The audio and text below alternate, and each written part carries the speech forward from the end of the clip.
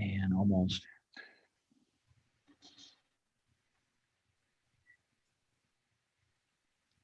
All right, I see it. It says it's going on YouTube on my Zoom picture here. Good afternoon, everybody. It's Dr. Brown here, along with Mr. Lehue, our athletic director. Hello, everybody. Hopefully you can see the both of us. Hopefully you're enjoying your snow day. We put together a presentation about what's being considered fall to winter and spring sports. Mr. Lehue put a great presentation together, and we're going to kind of walk you through it. Since this is a recorded piece, if you have any questions, you should reach out to Mr. Lehue first, plehue@mwcsd.org, and then me, cbrown@mwcsd.org, or you can find us on social media or wherever else.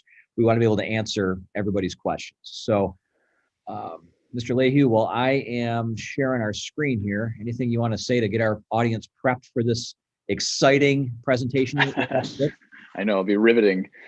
No, I think just making sure we get information out to families. There's been a lot of things moving fast and furious ever since the state gave clearance to allow us to have the high-risk sports back in action. So just getting information to everybody, because I'm sure there's questions. Different schools have been communicating things out at different paces here. So as you said, Dr. Brown, we want to make sure we got things out and hopefully answer questions before they're asked and get people informed of how we're going to operate here at Whitman. Yeah, for sure. So, a couple of objectives today is just to let everybody know that what's happening with sports and allowing sports to be back is not something that we just made up. We're following the directions of the New York State Department of Health. We're following the New York State government guidelines. We're following guidelines from the New York State Athletics Association.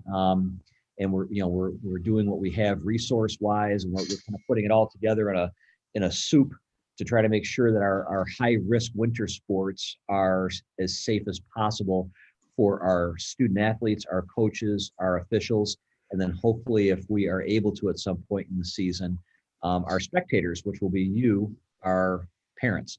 So, Mr. Lehue, you want to take over and tell us what kind of sports we're able to offer?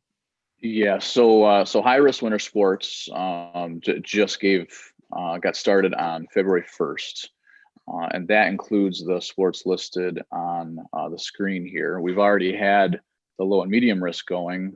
Indoor track, swimming, and bowling have been going and having some nice seasons. Kudos to all of them.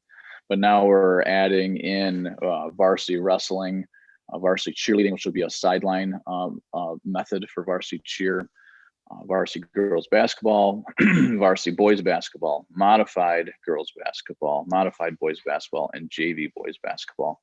The only reason we're not having JV girls basketball is because of numbers. So that's not related to COVID or any release of high risk winter sports. That's more of just us not having the bodies to put it together. So that's what we're adding in to start. And then fall 2 sports, that's not until March 1st that we'll get cracking with these. But the sports that are high risk that again receive that release from New York State are varsity football and modified football. And then we'll have the competitive version of cheerleading, both varsity and modified. Again, they are slated right now to start on March 1st. There's still a little discussion of whether that may delay to March 8th, but we seem to keep coming back to March 1st for that start date. And registration is open for those sports now on Family ID. That just opened on the 1st of February as well. And I was saying to Mr. Blankenberg about our fields just a little bit ago, we don't have a field yet. And so I'm very worried about varsity football or modified football for that matter in March when things are going to be soggy at best. So I know Mr. Leahy's got to work as hard as he can to try to secure us some places where we can practice and do all that without tearing up the fields that we have. So yeah, we're working on some resources for that hopefully will come together. Yep. And then so for the New York State guidelines, hopefully all of you by now have been hearing this. You should be able to teach this to me probably out there in the public. We're going to be using proper distancing of 6 feet. We're going to use face coverings when less than 6 feet, washing hands, sanitizing, daily screenings. Those are all the things that have been helping us so far to be safe, and those are going to roll over into our athletics program. And then Mr. Leahy can kind of talk about some of the sport specific thing for our student athletes. Yeah, so in that same spirit there of making sure student athletes for every sport, they're really responsible for their own supplies. That could be their gear, whatever they have in their gym bag coming in, a water bottle should have their name on it and be used only by that student athlete. We're not even going to consider using the whole Gatorade universal water system. That's just not happening. So a water bottle with a name on it is very important. And when kids get home from practice, getting workout clothing washed, some have practice pennies, some have some other gear that they're wearing, or even just a t-shirt and shorts each day, of getting those in the laundry, just again, so another method of keeping things clean. And a big piece that we've emphasized right from the start of the year, if anybody is feeling remotely sick or ill or whatever it may be, we've got to err on the side of caution and maybe make the assumption at first that we could be dealing with the coronavirus. So if a student athlete's feeling sick, inform the coach, stay home. We've told the same thing to the coaches. If you're not feeling well, just stay away right now. Take care of yourself, get healthy, but let's not get near everybody else where we could have a bigger problem of spreading it. Yeah, and I think the big thing there, Mr. Leahy, is parents and student athletes should know if you're not feeling well and you stay home, we're not going to be using that against you in terms of your playing time when you get back or anything. It's correct. My younger son, who played basketball for Cuca College, actually played with a broken thumb for the first 12 weeks of the season because he thought if he had reported it, that he would lose his starting spot. And it turned out, as he got older and more mature and told the coach about it, the coach said, "What are you, crazy? You should have told me. You wouldn't have lost your spot or anything else. You got to take care of yourself." And so if you are sick, please stay home. Nothing, it's in no way going to impact your playing time or anything else when you get back. We're trying to all work together here to get through hopefully a very successful season for us. And then also, Mr. Leahy and I have talked, our coaches are all going to follow the same guidelines. We have to be great role models, and we have to make sure that we're doing what we're expecting our student athletes to be able to do.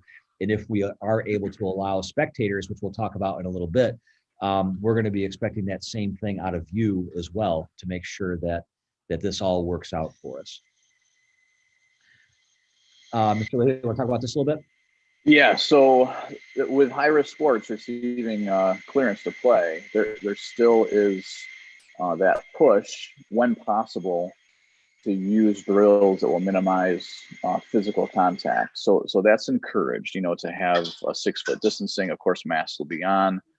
But really, the nature of each of these sports that's now been permitted to play, there are going to be situations in coaching in which the physical contact is going to happen, and the coaches will be permitted to coach the sport in the manner in which the sport is expected to be played. So I just wanted to really define that, because this is kind of raising the bar a little bit again from where we've been from any open gym or something like that.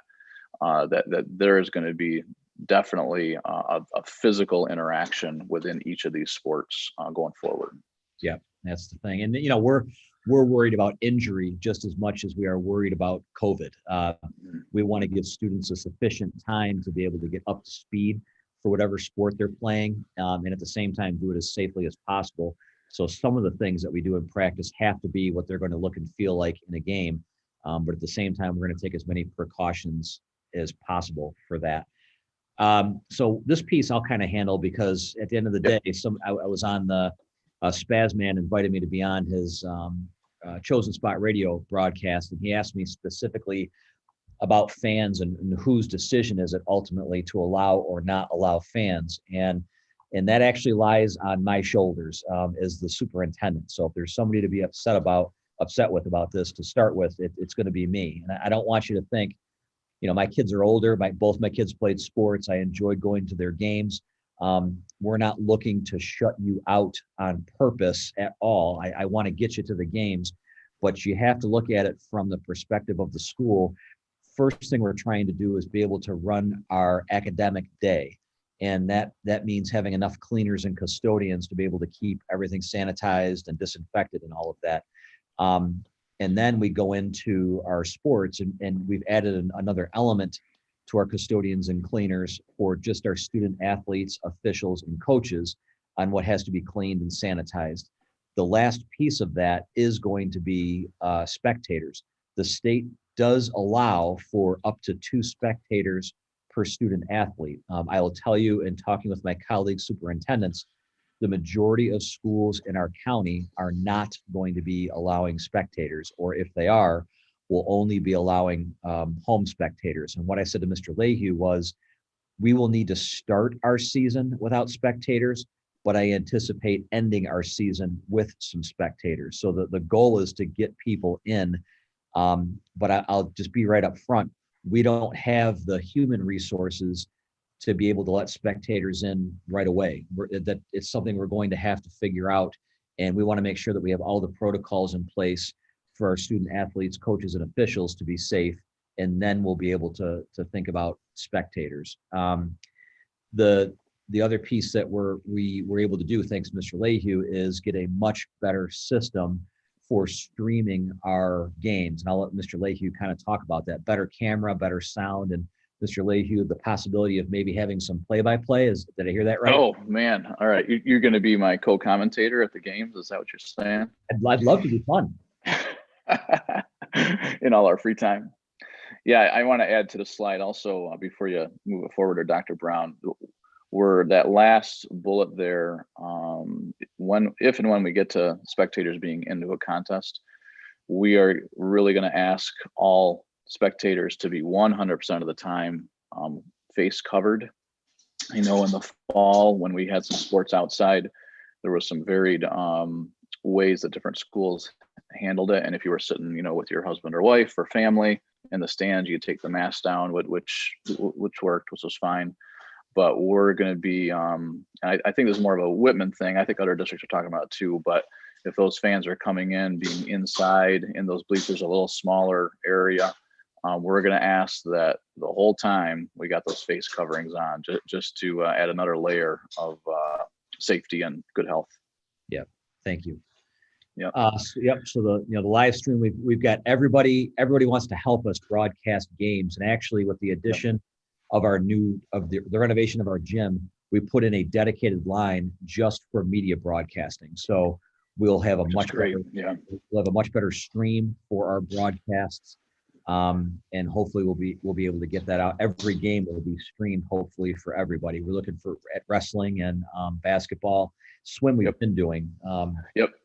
And bowling we've been doing for our indoor contests, but we're really looking to up our game in this area for everybody. And I think we're going to be getting after varsity first. The personnel is going to be tough to cover JV and modified, so I'm not sure if I can commit to that yet. But again, this I got to give props to our varsity club who decided to use some of our funds to get this upgraded camera system. So we should be able to push that out live to YouTube, at least for our home events. Shows and Spot Internet Radio is covering all of the home basketball games, thanks to Basketball Boosters. Not sure if we'll be able to do that for wrestling or not. Got to talk to them. And then Finger Lakes One is another one that broadcasts some events, but they're on the fence of whether they're going to be in gyms or not this season. So we should get some things out there through that live stream method. It'll be cool. Yeah. So here's the deal, and I'll kind of start this and let Mr. Leahy add anything. I want you to know you're looking at this slide and it says practice and games permitted on Sunday.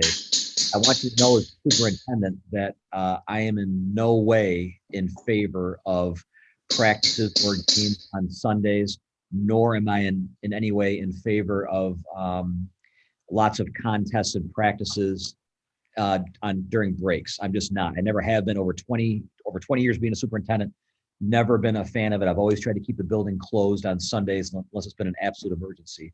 Unfortunately, because these seasons are so short, we're going to have to use breaks. Not us, Whitman. The entire section is going to have to use breaks, and we're going to have to use Sundays for practices and contests. So I don't want anybody to get used to that. Once we can get back to a normal type of school year, we will not be using big time break time or Sundays. Those are times to me that are generally off limits, but unfortunately they have to be in bounds this year. Mr. Leahy, anything to add to that?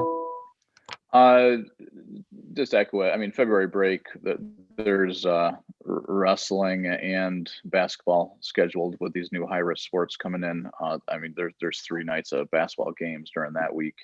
So yeah, it's going to be different than what we've ever had in the past. And the 7-day rule, that's that first bullet, going back into the fall season, that was a state decision from New York State Public High School Athletic Association that basically allows 7 days in a row to happen for practices, which typically is not permitted. Again, due to how compressed our season's going to be. There's definitely going to be a Sunday here or there that's going to be used, but I totally agree with Dr. Brown. Whenever we can avoid it, we are going to try to do that. And I guess I'm worried a little bit if we do have another challenge in the season that there is some COVID related schedule changes. Snow days maybe might happen the last 2 days here.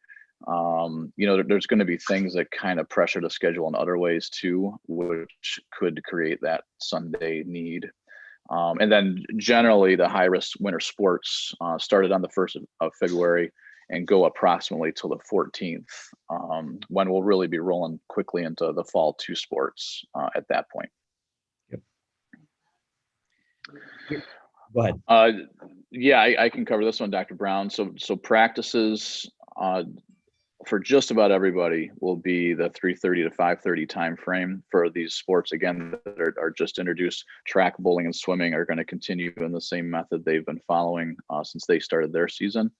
The one unique one is girls varsity basketball. They're often going to be a 5:30 to 7:30 time slot.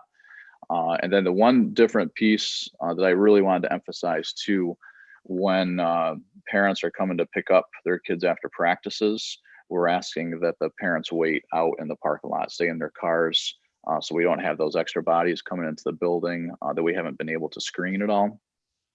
So the kids will finish up, do our best for coaches to be diligent with finishing practices on time to get them, the kids out there to you. You're not waiting too long, but if you'd wait outside, and the kids will come to you when they're all set. Yep.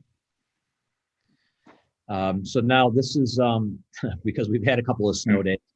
Some school districts haven't had practice at all.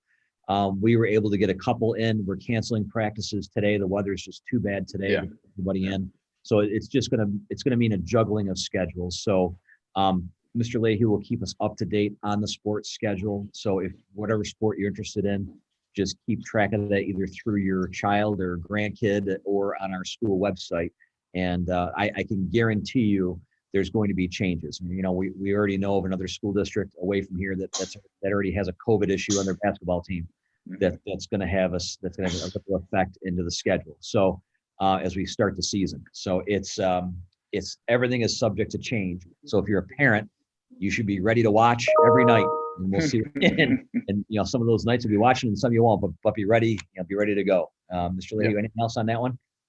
Well, and part of that factor is officials availability, transportation. There's the games, getting them on the books, but there's pressure with gym availability. There's a lot of moving parts, and even today, sitting at home, still the phone's blowing up trying to juggle things and get coordinated. So the school website, whenever I have something confirmed, I'll update times or if dates change.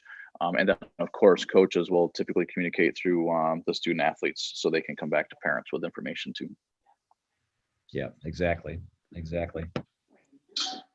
Transportation, it's we're tight. We barely have enough drivers between quarantines and all of that and just general sickness this time of the year to be able to run our regular bus runs, let alone our transportation runs or extracurricular or sports or whatever. So we have to have our fully remote and virtual students are going to need to have a plan to get to campus for practices, and you should arrive at the start of practice. We really don't have a lot of areas to kind of hang out like you would in a normal school year for practice.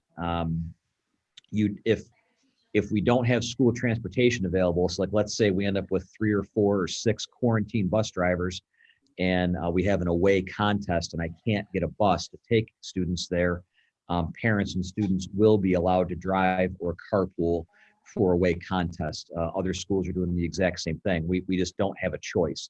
This is one of those other things that I won't keep in effect next year, hopefully, if we're in a normal school year. But if we want to give these athletes an opportunity to play, it's just what we're gonna have to do. Same thing with senior nights. Mr. Leahy did a fantastic job in the fall, recognizing that COVID can strike at any time, and so he held the senior nights or senior recognitions up front when the seasons got started. And Mr. Leahy, is that something you're looking to maybe continue or so ish? Yeah, I'd say the earlier the better. And frankly, one of the things that may even delay us slightly is kind of where we end up being with our decision with spectators. So we're probably not going to do it right at the very beginning with the first home contest for each of our sports. Because after that first week, Dr. Brown and I are going to, reevaluate where we are with spectators. If we're thinking we can get some people in, we may delay until we know that date and we can have families in there to be part of a senior recognition. Yep, for sure. Yeah. Yep. So, and you're probably going to have questions, and and if you have questions, we want to give you answers. We don't want you getting answers from other places. We want you getting answers from us, because we'll be able to give you the correct factual things that you can help get the word out for us on. So you can contact Paul at those ways below, and you can always get a hold of me a variety of ways. We want to be here to help. We want student athletes to have a great season for what it is, and we're going to make it the best season that we can for every sport that we have. And like we said in the beginning, we want to get fans in the stands. That is our ultimate goal. We just have to be able to do so safely. So you will hear, like Yates County already has decided, no fans for the entire season. It's a done deal. I'm not saying that. We're saying that we're going to start without, and then hopefully get you into at least some of the contests. Okay. So I'd add also the Twitter feed. You're active on Twitter and Facebook, Dr. Brown. Twitter is one I use, the Whitman Athletics page. There's updates there for Marcus Whitman, but also you may see some from the state and things like that I'll retweet, just as another means of some quick information that's typically pretty current, pretty up to date.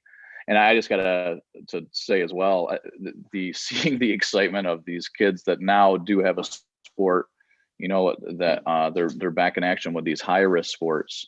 There is some energy like no other of them being excited to be back at it. So I'm hoping we can get through a season healthy here, through the rest of the year healthy, and some normalcy, and giving these kids another aspect of what they love about their school experience.